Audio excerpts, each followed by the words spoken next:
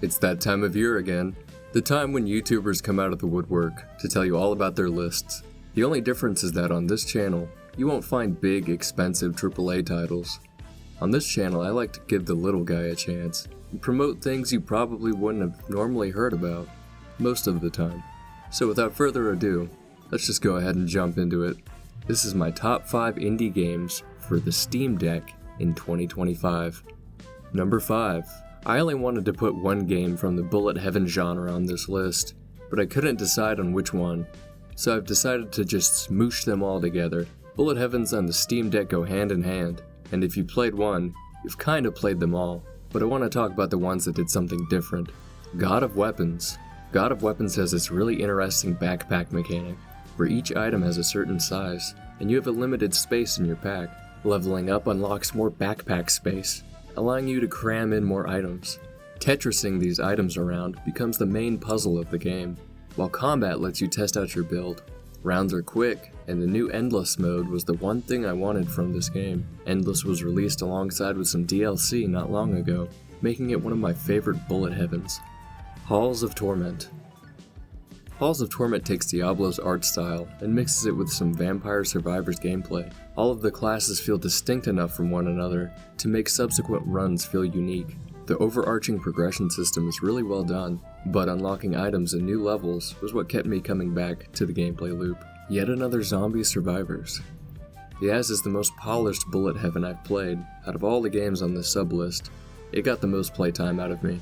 The skill trees are great.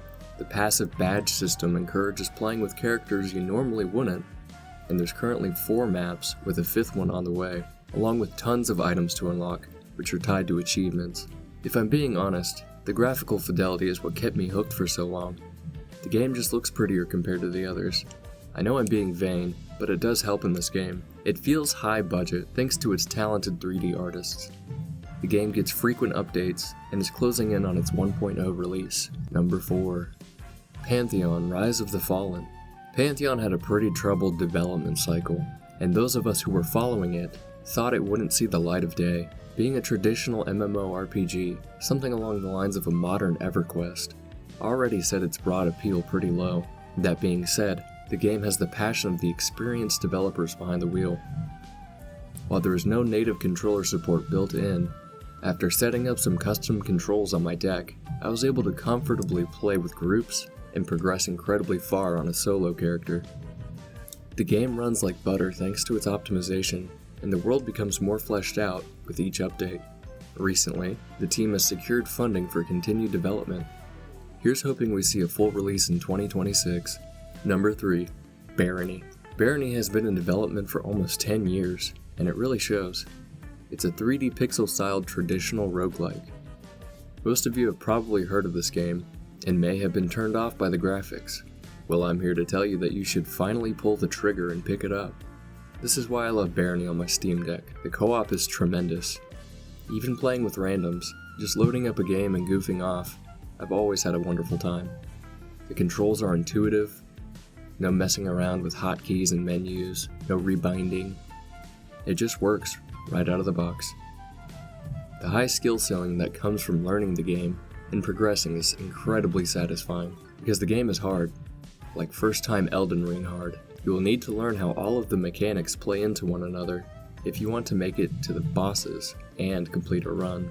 There's a huge number of race and class combinations to try out and die with. You can easily hit the triple-digit hours played mark in no time. Number 2. Terminus: Zombie Survivors. If I had to quickly describe Terminus in a TLDR fashion, I would call it an arcade roguelike, akin to chess, not because of how you move your character, but because of how deep this game can get. I put over 200 hours in Terminus on my Steam Deck, and this is why. Native controller support just works right out of the box. The experience system being tied to purchasable passives, similar to Zomboid, hooked me immediately, and chasing the goal of making the perfect apocalypse super soldier was what kept me. This game runs smooth until you get to one of the exit locations, then the sheer number of zombies forces the game to think a little bit. A minor gripe from one of my favorite games on the Steam Deck. Number 1. Void War. I love FTL. And for the Gen Z kids watching this video, FTL was a ship-to-ship, real-time combat, space fight simulator. It was the perfect indie game. That is, until Void War came along. Void War is everything FTL was, and then multiply it by 10. Then, spray paint it with Warhammer 40k assets. The portability that the Steam Deck provides means I can play Void War wherever and whenever I want. Unfortunately, it does not have native controller support, so I had to do some rebinding. But once everything was set up, I was able to get all the way through to some of the hardest encounters in the game, even making it to Torment 6. That's a big deal for those in the know. I've already covered Void War on this channel before, so go check out that video if you want a more in-depth look at the game. I will mention that it has also had a full release on Steam since then, so you don't have to go through a third-party site to get it up and running. I wanted to throw in a couple of games that my partner was obsessed with. She put 100 hours into 7 Days to Die on the Steam Deck. The controller support was a big help, and the game ran surprisingly smooth for how chaotic the Blood Moons can get. Everyone has heard about Megabonk's success, so I'll keep it short. My girlfriend ended up commandeering my Steam Deck because she saw me playing as Calcium, thought it looked cool, and never put it down. She racked in around 80 hours, making this game casual approved. And that was it for my list of top Steam Deck indie games of 2025. I love my Steam Deck, and not once have I regretted my decision of picking one up. What games did you play this year? What did you think of my list? Did I miss anything? Let me know in the comments. I've also started a Patreon, so feel free to support me if you'd like. No pressure. If anything, I'd like it if you subscribed. Have a wonderful day, and Merry Christmas.